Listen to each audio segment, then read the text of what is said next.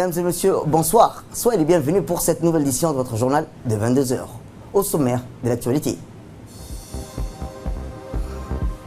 À la une dans l'actualité nationale, le Premier ministre M. Abdelkader Kamel Mohamed a présidé la deuxième réunion du comité de pilotage sur le coronavirus.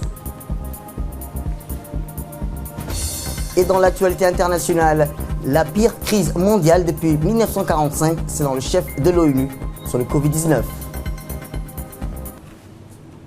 C'était les titres. Merci si vous nous rejoignez. Je vous le dis, le président de la République a créé un fonds d'urgence et de solidarité au Covid-19. Le président de la République, M. Ismaël Omar Guelleh, a par le moyen d'un décret créé hier un fonds d'urgence et de solidarité Covid-19. Selon ce décret présidentiel, ce fonds sera affecté à la prise en charge des besoins multiformes, notamment des soins pour les patients, d'achat et de matériel de santé qui requièrent une lutte efficiente du coronavirus dans notre pays. Il servira également d'instance nationale de solidarité financière au profit des composantes démographiques les plus vulnérables. Rappelons que celles travaillant dans le secteur privé à Djibouti, en ce temps où les premiers effets du confinement général adopté à juste titre par notre pays se font sentir.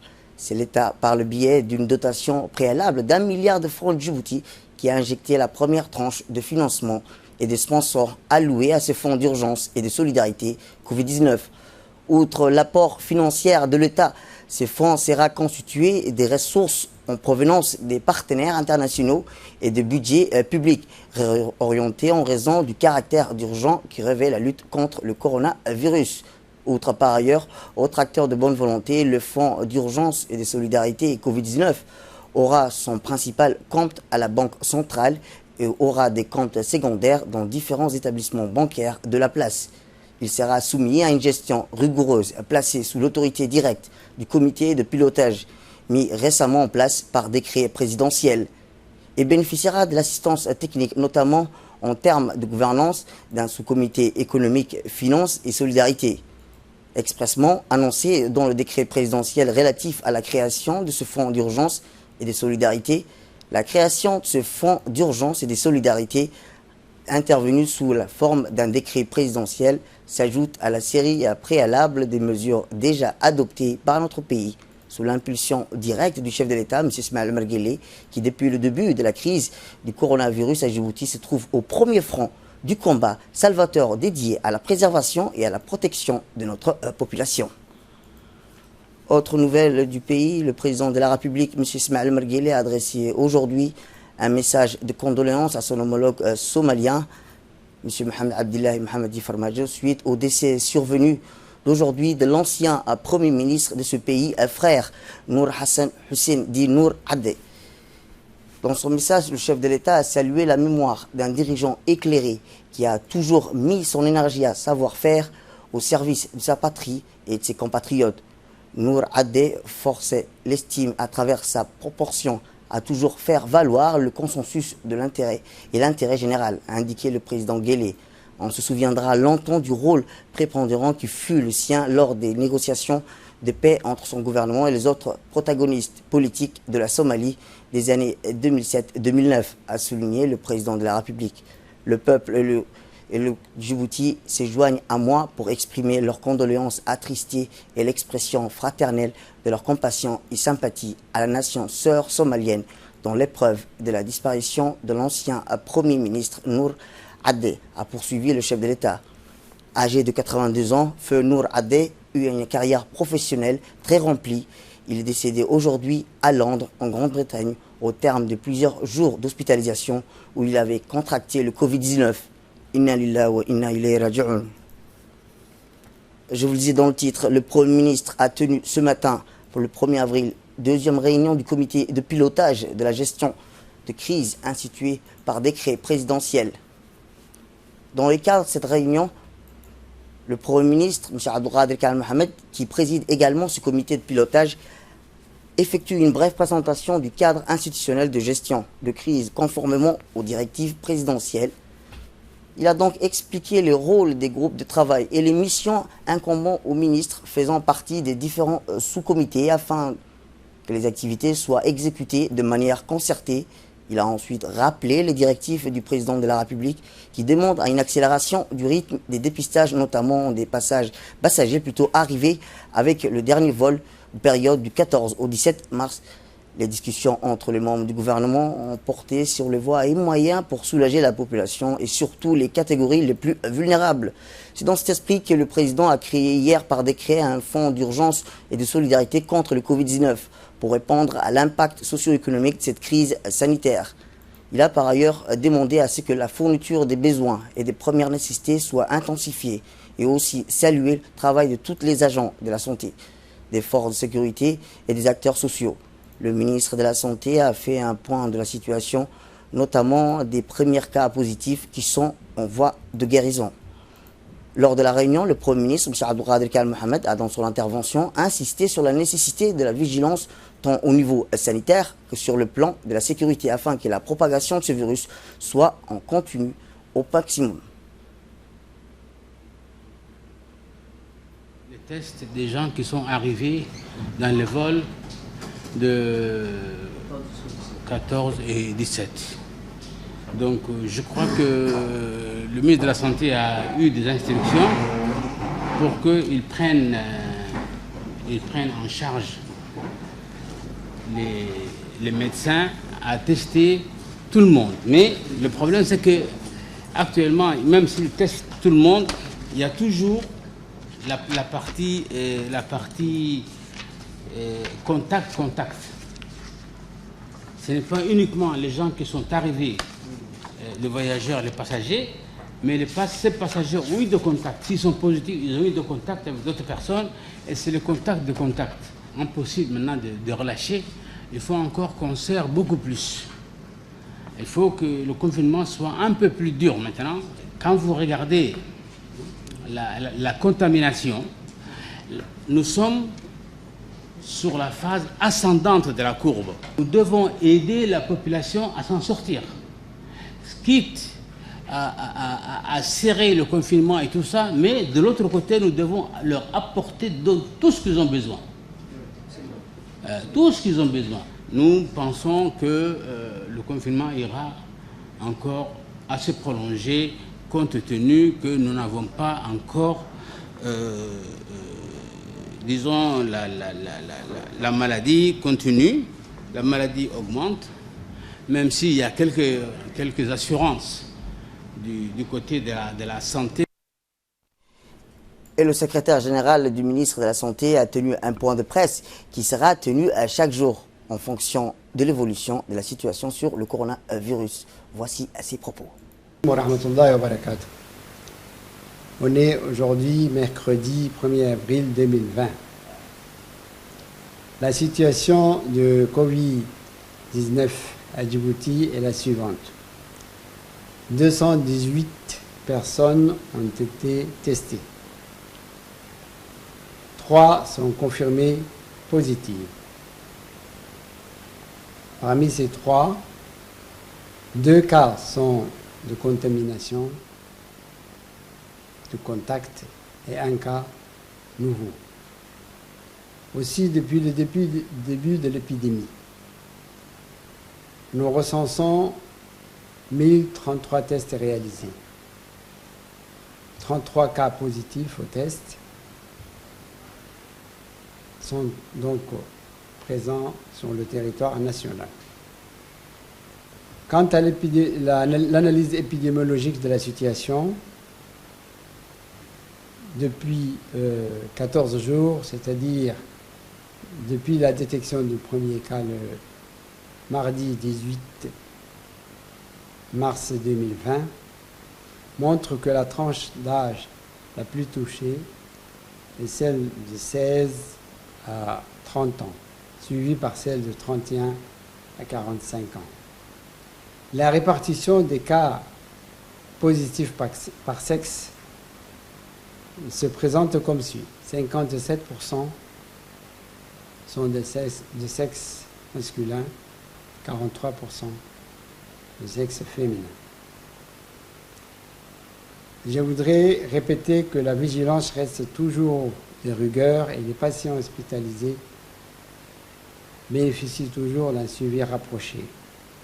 Leur état de santé est bon et ne souffre d'aucune conséquence aggravée.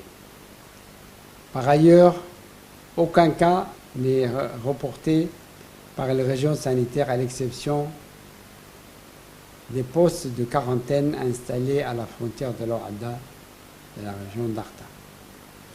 Dès la notification de ces cas au niveau de la quarantaine, ils sont transférés par ambulance appropriée vers le centre de prise en charge à Arta. Je vous remercie. Toujours dans le coronavirus, suite à l'exemple donné par le président de la République, M. Ismail Omarguellé, qui a été le premier contributeur à cet élan de solidarité, le ministère du Budget a réceptionné aujourd'hui le don des donateurs destinés à lutter contre la pandémie du coronavirus. En effet, les deux points focaux désignés par le ministère du Budget, en l'occurrence Wahib Adnaateye, directeur adjoint finance au ministère du Budget, et Mohamed Saïd Dawale, conseiller technique du ministre du Budget, ont réceptionné aujourd'hui sous forme de chèques des contributions des premiers donateurs suivants. La société Sogic d'un montant total de 100 millions, Nahel Group de 50 millions francs Djibout, la société Koubesh de 20 millions, du personnel de l'Assemblée nationale qui a également contribué à un montant de 8,5 millions, le personnel du ministère du Budget à hauteur de 5 millions, la société Kamash a contribué à une somme de 5 millions francs Djibout. Cet élan de solidarité légendaire des Djiboutiens est lancé même dans les quartiers populaires. Des comités s'activent pour récolter des fonds en faveur de la lutte contre le Covid-19. La réception de ces premiers donateurs a vu la présence du Goulet Ahmed Youssouf, directeur de la douane et droits indirects, Wahib Adnaateye, directeur adjoint du budget, Mohamed Saïd Dawale, conseiller technique du ministre du Budget, Id Suleiman Abdi, chef de cabinet du ministère du Budget et les généreux donateurs. Justement, M. Abdulrahman Moussa Barkhadle, président de la société Sogic, a indiqué que sa société répondait favorable à l'appel du président de la République, M. Ismail Omarguellé. Ce geste est une action de solidarité en faveur de la lutte contre ces pandémies du Covid-19. Il a ajouté que la société Sogic sera toujours présente aux côtés des peuples djiboutiens dans tous les moments difficiles. Le chef de cabinet du ministère du Budget, M. Id Suleiman Abdi Hadi, et le conseiller technique du ministre du Budget ont dans leur discours remercié les contributions des généreux premiers donateurs. Il a appelé également à participer à cet élan de solidarité nationale lancé par le président de la République. Nous les écoutons. Dans le cadre de la lutte contre la pandémie Covid-19, et suite à l'appel du président de la République, Son Excellence M. Ismail Omarguellé, un élan de solidarité nationale a été lancé. Des donateurs ont exprimé aujourd'hui leurs dons. Je commencerai par, bien évidemment, la société Sogic, qui nous a fait un don de 100 millions de nos francs aujourd'hui. Voilà, il y a aussi le groupe Nahel qui nous ont fait un don de 50 millions. Bien sûr, je n'oublierai pas le personnel du ministère du Budget qui nous ont fait aussi un don à hauteur de 5 millions. Il y a aussi le groupe Kamaj qui nous ont fait un don de 5 millions. Bien sûr, il y a aussi le groupe Koubesh qui nous ont fait un don de 20 millions. Je n'oublierai pas, bien évidemment, les personnels, l'Assemblée nationale et ses personnels qui nous ont fait un don de 8 millions 500, exactement 8 millions 585 de nos francs. Alhamdulillah Rabbil Alamin, Dieu merci, c'est un grand jour aujourd'hui. Le peuple et la population djiboutienne est en train d'exprimer sa solidarité suite à l'appel de son Excellence, Monsieur le Président de la République, Ismail Omarguellé.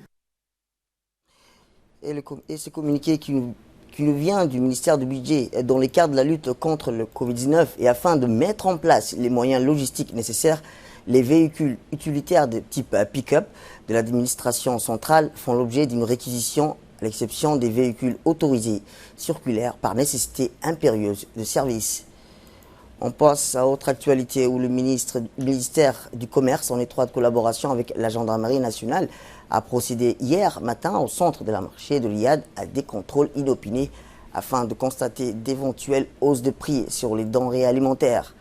L'objectif de ces contrôles conjoints, maintenir et veiller au respect des prix homologués par le ministère, par commerçants de la place et entrant dans les cadres de la lutte contre le Covid-19. Certains opérateurs qui tentent de profiter de la pandémie en République de Djibouti par des hausses des prix seront suivis très près et des sanctions allant jusqu'au retrait des patentes seront infligées aux éventuels récidivistes. Le ministère profite de cette occasion pour rappeler aux importateurs, distributeurs, détaillants au strict respect des prix homologués par l'État. Les commerçants incriminés seront sanctionnés sévèrement conformément à la réglementation en vigueur dans notre pays. Et dans le cadre de la lutte contre la pandémie du coronavirus qui sévit actuellement dans le monde entier, la République de Djibouti, sous la houlette du président de la République, a pris des mesures drastiques pour limiter et stopper la propagation de cette pandémie en ordonnant entre autres la fermeture de toutes nos frontières terrestres, aériennes et maritimes. La suite dans ce commentaire avec Ferdous Hussein.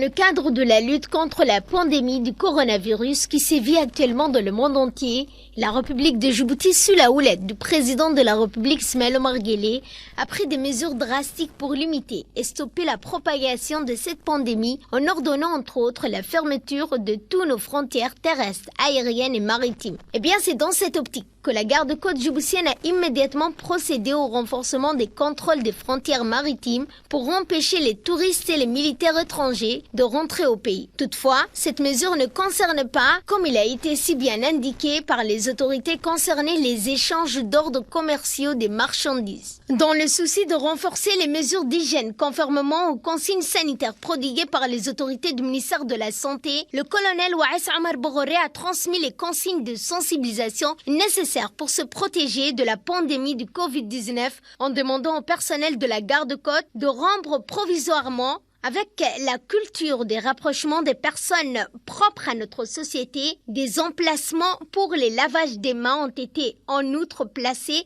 devant toutes les installations de la garde-côte pour obliger les personnels d'observer les mesures d'hygiène. Au-delà des missions de sécurité et de sûreté maritime, la garde-côte participe également au contrôle des personnes et des moyens roulants pour faire respecter le confinement en vigueur dans notre pays. Ainsi, des agents de la garde-côte assurent conjointement avec ceux de la police nationale le long du corridor qui lie le carrefour d'Enguela et l'intersection de l'UNFD et de l'avenue Nasser. Il a été décidé logiquement aussi de suspendre jusqu'à la date ultérieure des voyages du ferry Mohamed Burhan Qassim qui relie Djibouti aux régions du nord du pays et qui rassemblait régulièrement plus de 200 personnes. Pour bien signifier son engagement aux autorités, aux côtés des autorités sanitaires, comme c'était déjà le cas lors de l'épidémie de chikungunya, la garde-côte a mobilisé un grand nombre de ses personnels de santé pour participer en première ligne aux côtés de leurs confrères du ministère de la Santé pour intensifier la lutte contre la propagation de la pandémie du Covid-19. À Arta, cette fois-ci, où le préfet de la région d'Arta, Mohamed Cheikhou Hassan, a présidé ce matin une importante réunion sur le renforcement des confinements des habitants de la région, conformément aux directives émises par le président de la République visant à protéger la population contre l'émergence du coronavirus. Le président du conseil régional, Elmi Bouh Boudoua, le directeur général de l'académie militaire d'Arta, le colonel-major Mohamed Ali Psié, le représentant du médiateur de la République dans la région, ainsi que des représentants des forces d'armée, de la gendarmerie nationale et les médecins-chefs du CMH d'Arta ont assisté à la réunion. Les discussions ont porté sur la question d'isolement sanitaire ou le confinement du Covid-19, la réduction des mouvements des populations, en plus des opérations de stérilisation au niveau des casernes militaires et de sensibilisation de la population sur les dangers de cette pandémie. Lors de cette rencontre, le représentant du médiateur a demandé une aide alimentaire urgente pour les familles les plus démunies. Une réunion a été faite ce matin à la préfecture de Arta. Pourquoi Arta? Parce que le site de prise en charge est à Arta. Donc nous avons débattu de beaucoup de points, à savoir la sensibilisation de la population, à savoir comment l'armée, la police, la gendarmerie peuvent nous aider à bien mener ce travail. La préfecture est en train de nous aider et elle ne ménage aucun effort pour rendre agréable nos séjours ici dans cette région d'Arta. Et nous avons préconisé de respecter les mesures barrières et tout ce que le ministère de la Santé est en train d'informer la population. Donc on a mis toute notre force sur la sensibilisation, la prévention, la prévention, la prévention. On reste toujours à Arta où le ministère des Affaires sociales a lancé le transfert monétaire 30 000 francs trimestriels pour les ménages pauvres issus des localités rurales dans les régions de l'intérieur. En étroite collaboration avec le secrétariat d'État chargé de la décentralisation, sous les instructions du chef de l'État, il a été ordonné d'accélérer la couverture et l'assistance à ces populations rurales.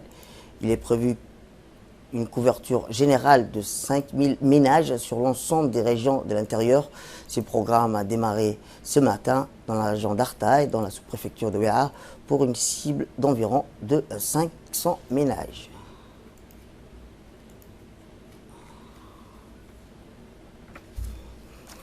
Direction Ali Sabié, présent situé à l'appel du confinement et autres mesures de barrières décrétées par le chef de l'État dans le cadre de la lutte contre le Covid-19 et sur tous les territoires nationaux. Les forces de défense et de sécurité de la région d'Ali Sabié sont déployées partout dans la ville à Sédhiou pour veiller au respect des mesures de confinement. À noter que les lieux de rassemblement, à savoir les mosquées, les établissements scolaires et les services administratifs non essentiels sont tous fermés. D'autre part, les forces de défense et de sécurité s'immobilisent pour veiller au respect de ces mesures. En effet, s'appuyant sur les liens déjà existants entre les habitants des quartiers et notables des secteurs, les messages de prévention se propagent. Des moyens colossaux ont été déployés pour la réalisation de cette mission d'une importance cruciale. Et dans la page sport, pour clore l'actualité nationale, le secrétariat d'État à la jeunesse et au sport, tout en appelant la population djiboutienne à rester chez elle, s'emploie à chercher voies et moyens de l'accompagner dans cette épreuve difficile. C'est dans ce sens que le département de la jeunesse et des sports, toujours soucieux du bien-être et de l'épanouissement de la santé de nos compatriotes confinés à la maison, proposera des séances d'aérobic télévisées à partir de demain. Chaque jour, vous pouvez vous détendre et entretenir votre corps avec différents exercices proposés par l'experte cubaine en fitness, Younes, sur la chaîne RTD4. Ainsi, vous pouvez déjà prévoir dans votre programme matinal la première séance de fitness à 10 h chaque matin. Et ceux qui ratent une rediffusion de 17 h, il y aura la rediffusion de la même session. Il faut préciser que ces exercices entretiennent corporels concernant aussi bien les hommes que les femmes, joindre l'utilité à l'agréable. Et dans l'actualité internationale, plusieurs pays africains dans la pandémie du Covid-19 est la pire crise mondiale depuis la Deuxième Guerre mondiale, a estimé mardi le secrétaire général de l'ONU, Antonio Guterres, en faisant part de ses craintes de voir davantage de conflits dans le monde.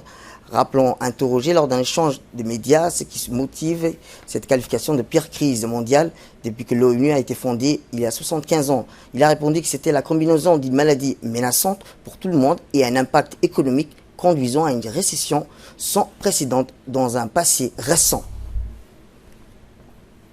C'est tout pour cette édition. Merci à vous de nous avoir suivis. Restez avec nous pour la suite de nos programmes télévisés.